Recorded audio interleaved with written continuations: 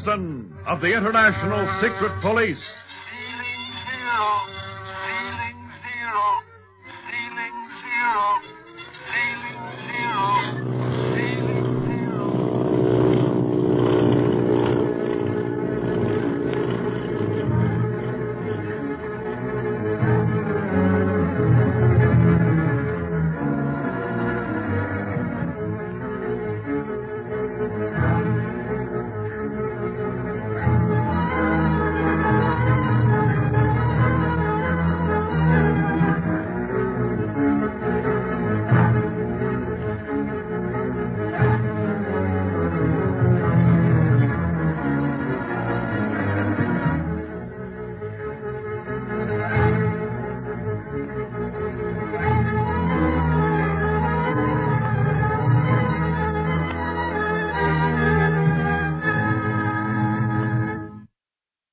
Back? Yeah.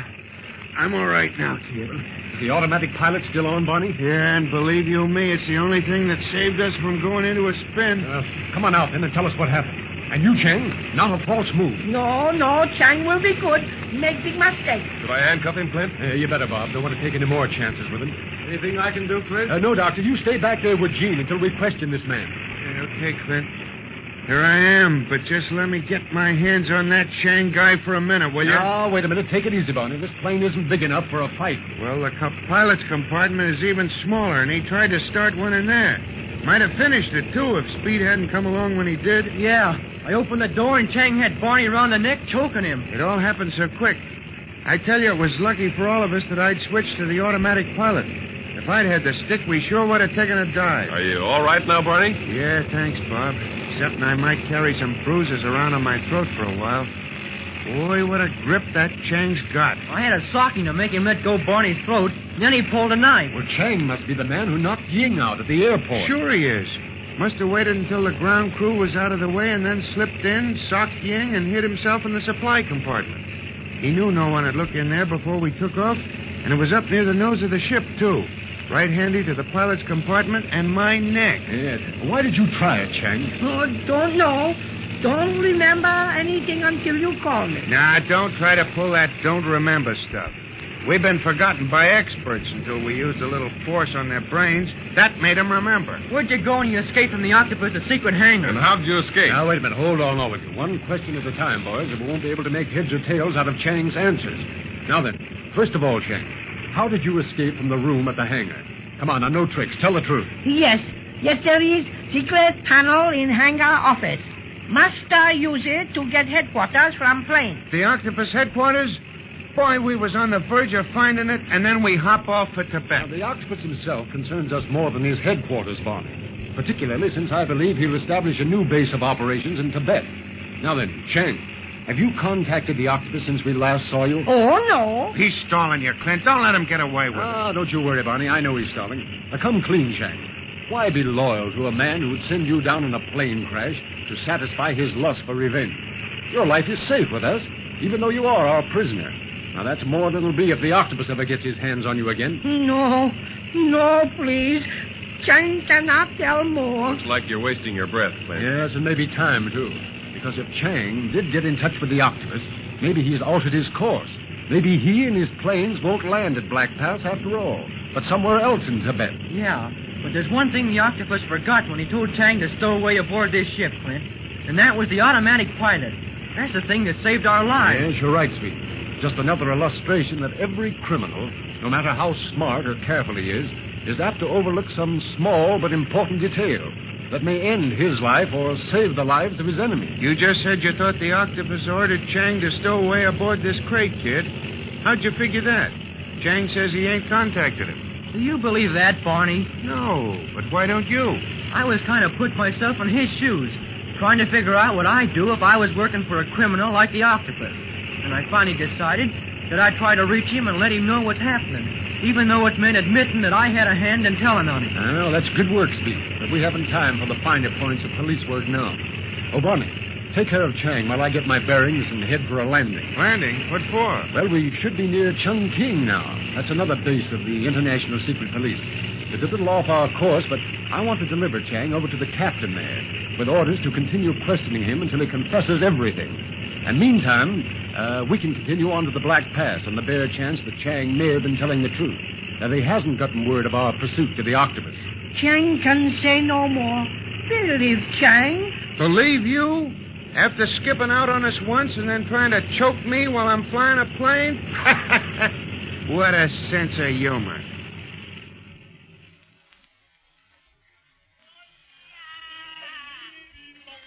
Chongqing is a funny place, isn't it, Speed? So very different from Hong Kong. Yeah, it's kind of different anyhow, Gene.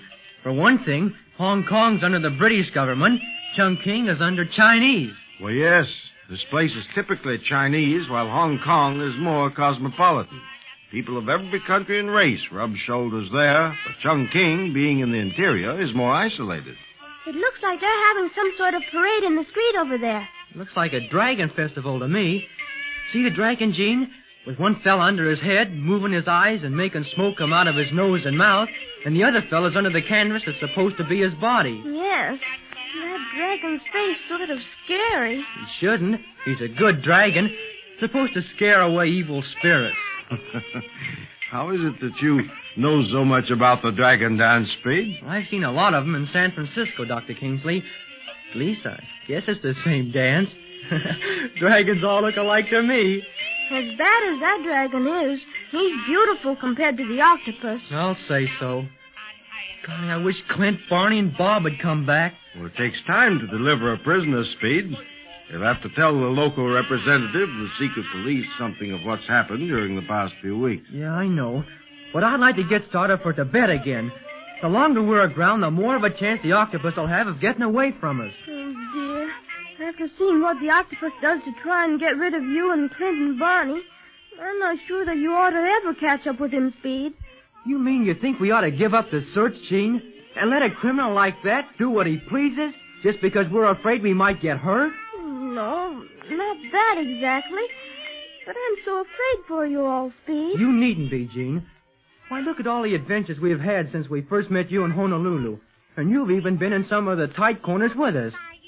Well, we've always managed to come out all right, haven't we? Yes. And besides that, if we gave up the search now, we never would find Miss Marcia. Oh, we must rescue her from the octopus. Of course. So don't you worry about Clint, Barney, and me anymore. We'll make out all right. Only I wish they'd come back. The plane's refueled and everything's ready for a takeoff. Speed, do you think we could get in touch with Hong Kong to see how Li Ying is getting along? I'm worried about him. I'd like to try and get the hospital on the shortwave set, Dr. Kingsley. But Clint told me not to touch anything while he was gone. You know, orders are orders. Yes, I can well understand his precaution. That plane is so complicated that the least thing gone wrong might endanger their lives. It really isn't so complicated after you understand it. But Clint doesn't want me to go inside the pilot's compartment unless something really important happens. He's kind of edgy after what almost happened to Barney. Oh, Chang would only tell what he knows. Make everything so much easier. Yeah, but I'm afraid he won't talk. The octopus sure scares his men. They're all afraid to talk, even though they know we won't torture him like the octopus does. That's why we've got to get rid of him, because he won't have such power over fellas that don't know any better. Look, Speed, that dragon is coming toward us. Do you think they'll come near enough to the plane so we can see them close? Maybe. Guess our monoplane is as funny looking to them as their dragon is to us. I don't like it, though. I wish they wouldn't come any nearer. Oh, that dragon can't hurt anybody, Gene, except the fellas under it. They must be awful hot. Perhaps you'd better get inside the plane, Speed. As long as we're alone, I'd rather not take any chances. Some of these natives might be unfriendly. All right, if you want to, Doctor. We can sit down and watch anyhow. I'm getting kind of tired standing on one foot and then the other, waiting for Clint to come back. Here, Gene, you get in first. All right. And now you, Dr. Kingsley. Thank you. And here I come. I'll leave the door open so it won't be so hot. Very well. The door to the pilot's compartment is open too, Speed. Yeah, I know. Clint didn't bother to lock it as long as we were here to watch the ship. Yeah. Boy, look at that dragon. It's different from any I ever saw in San Francisco, Chinatown. Worse looking. And all those gongs and things. It sounds like a bad dream I had once. Well, it isn't exactly a pleasant sight. The can't very well order them to go away, so I guess we'll just have to put up with it until Clint returns. Yeah. What in heck is keeping those fellas? Speed! Look at that little light winking beside your short wave stand. Say, somebody's trying to raise us. What? Perhaps it's the hospital. I'll open up the set and see. Come along. I'll shut the plane door. We'll never be able to hear anything. Oh, dear. I hope Ying is all right.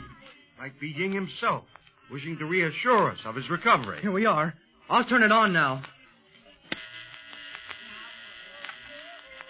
Lucky we came inside the plane, otherwise we never would have seen the signal. Listen, the octopus signal. Yeah, but how did he know? I know everything, Speed Gibson. Well, what do you want? It is for me to ask that question.